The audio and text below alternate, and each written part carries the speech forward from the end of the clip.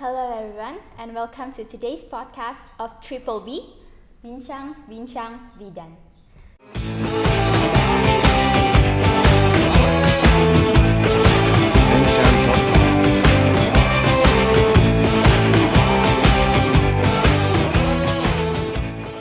So today I am the host and my name is Ellen from the nutritional department. And today we have a very lovely guest. Please introduce yourself. Hi, my name's Diane. I'm from Australia and I'm a midwifery student. Thank you for coming and giving me this opportunity to interview you for today. It's great to be here. Thank you for having me. So let's start from the basic, from your experience. So you are a student from the midwife, but I reckon that you're not starting at midwife. So you could tell us about that? Yes, so I'm a little bit older than your normal student, and that's because I studied when I left school to be a sports teacher, but I didn't like it very much. And then I became a paramedic working in the ambulance, and I had some children, and then I really wanted to be a midwife and created the opportunity and am now studying midwifery in my final year. Yes. So I've done a few things and I'm loving midwifery now. Okay, that's lovely to hear. So could you tell us about your experience being a midwife student in Australia in Charles Darwin University? Okay, so I study through Charles Darwin University online. So I do all my theory online and we submit all our work online.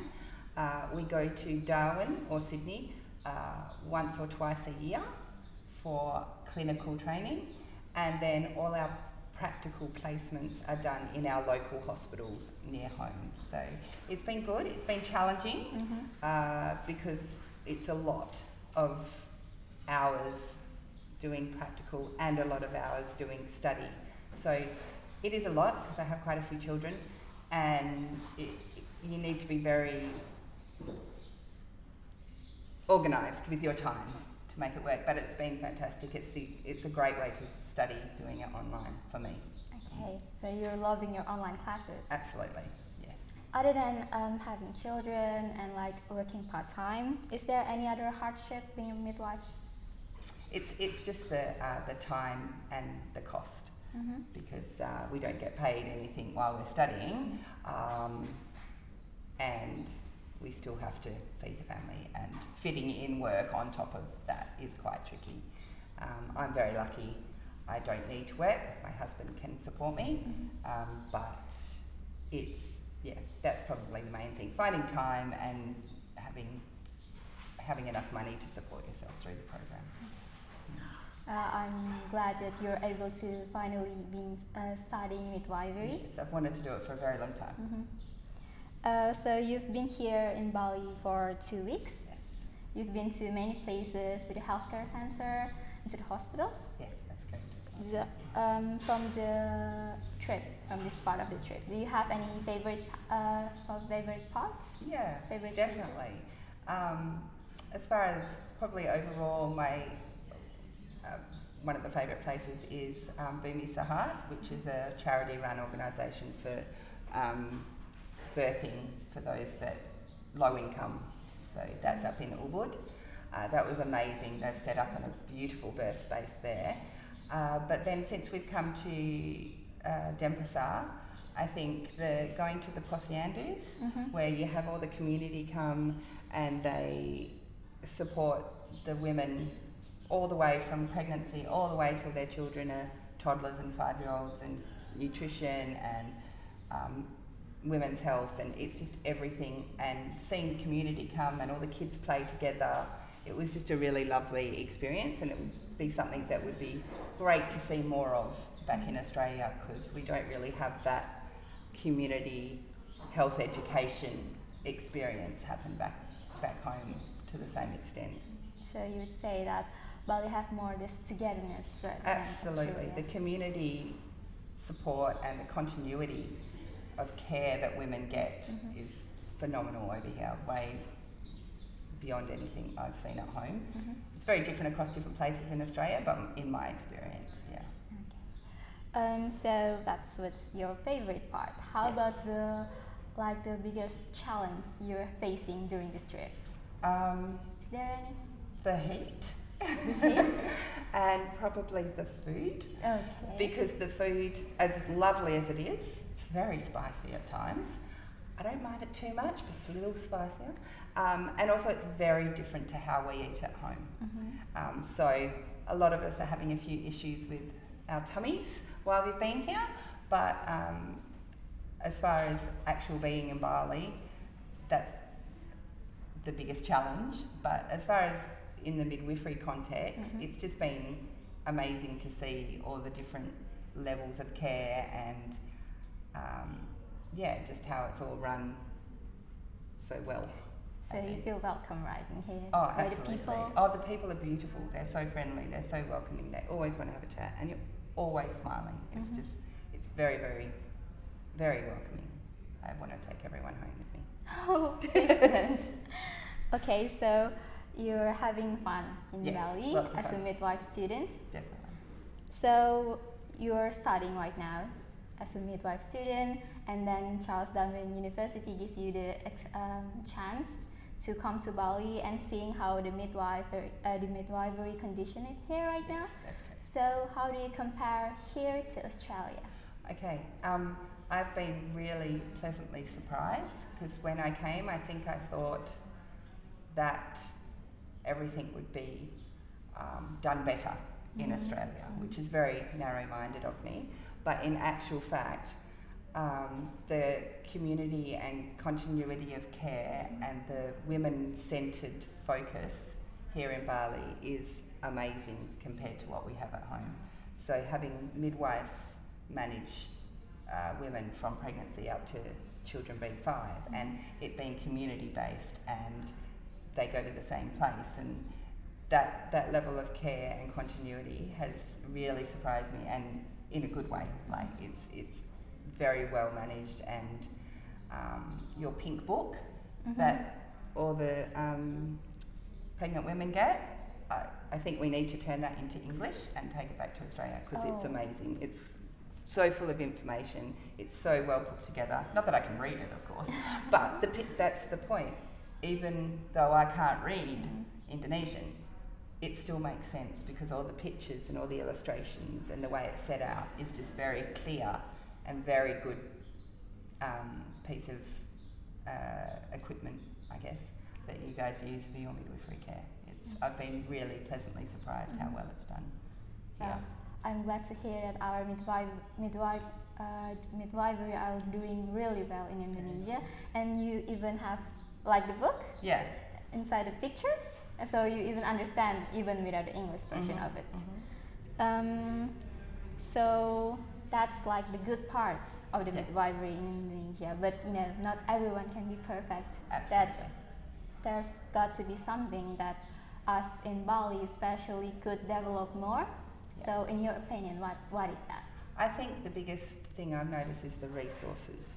So the organisation, the system is very, very good, and even the staffing is very good in that you have 2 midwives at each appointment. We generally only have 1.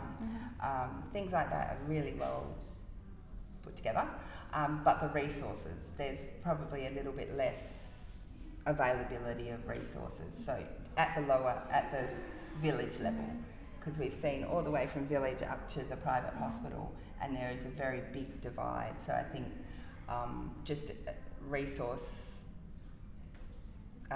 provision to the village and the Puskesmas and things like that would potentially improve the level of care because there's more resources available to care for women. So people and the government need to be more focused on the villages. So I think so. I think just to bring the standards a little bit more equal for, which I think is an issue across a lot of countries as well. I can't speak from, even in Australia we have similar issues with our remote and rural areas with our Indigenous people having similar struggles with not having the resources, because it's harder to get the resources to the remote areas. Probably somewhat similar here. But the midwife in the villages, they're doing well. Oh, they're doing fabulous, and they have great knowledge of the community and support for the community. I think it's a great system. really thanking you for your opinion about what we could develop better, because like we're not everyone is perfect. There's got to be something that we can do to Absolutely. be better, more in midwifery. So the next question is, you've been to a lot of places, you've seen how we work, you've studied and maybe participate to the how the midwifery is working, and you have felt how this how Bali in midwifery works. What is it that you want to bring back from this trip that you might implement as a midwife in Australia?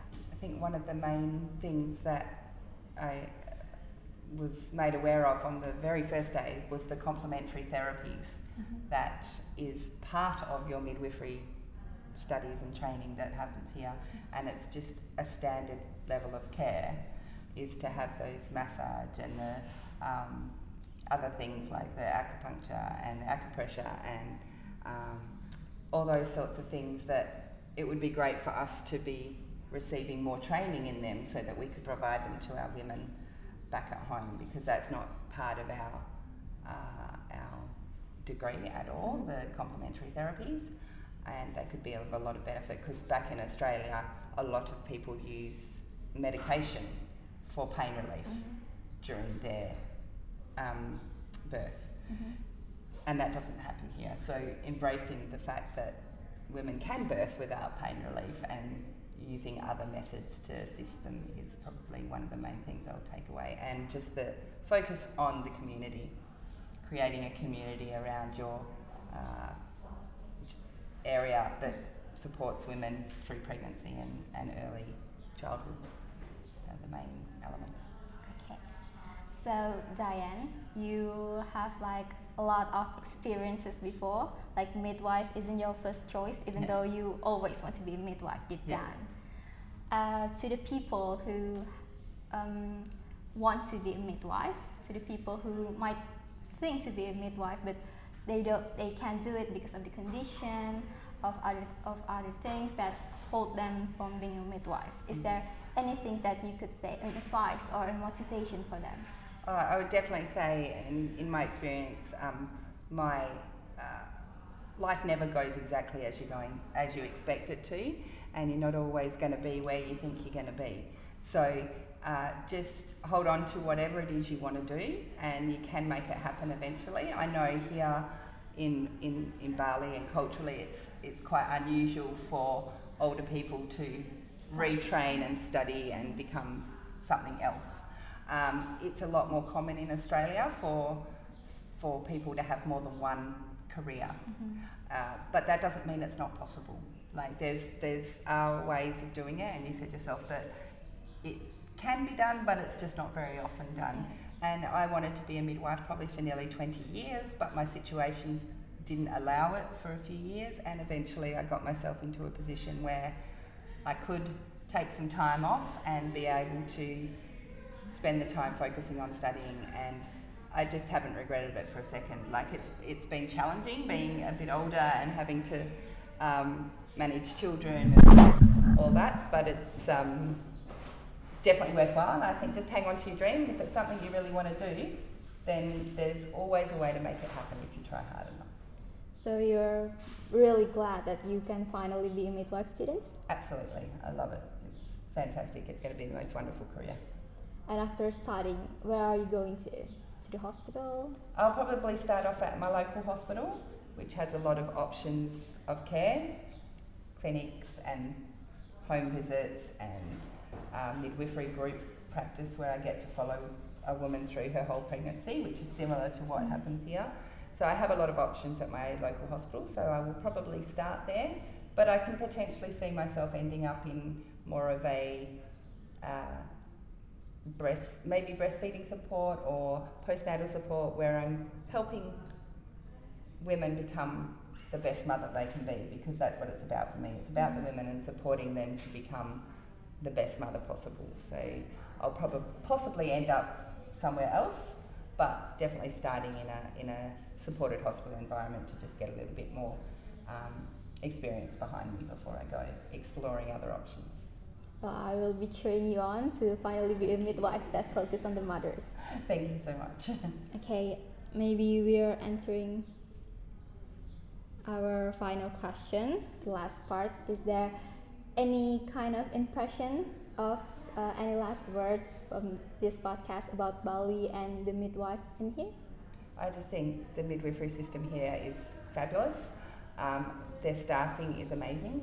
We've got a lot of midwives, and the way the system is run is brilliant. And I think Australia could learn a lot from the way the government organises all the books and the whole system. It's we could take a lot of lessons from your organisation and your midwifery care, and the love that your midwives obviously give every one of their women, because they give so much love to us while we're here, and you can see that they're doing the same with their women and children, and it's just beautiful to see, and it's been really, really, really wonderful.